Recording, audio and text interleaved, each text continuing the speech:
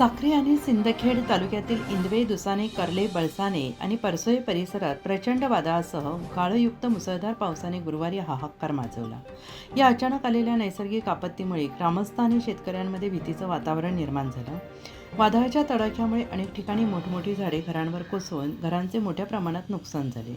तसेच गावातील आणि शेतातील विद्युत खांब आणि डीपी कोसळल्याने वीज पुरवठा खंडित झाला आहे. अनेक घरांची छपरे उडून गेल्याने नागरिकांना मोठा फटका बसला आहे.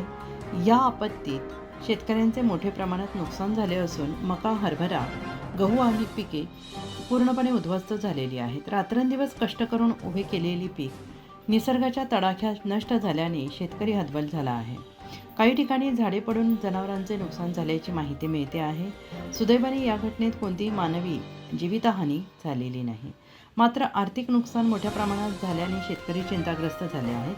सदर परिसर पूर्णपणे शेतीवर अवलंबून असल्याने नुकसानग्रस्त शेतकऱ्यांनी शासनाकडे तातडीनं मदतीची मागणी केली आहे. तसेच प्रशासनाने त्वरित पंचनामे करून नुकसान भरपाई जाहीर करावी अशी मागणी करण्यात येते आहे.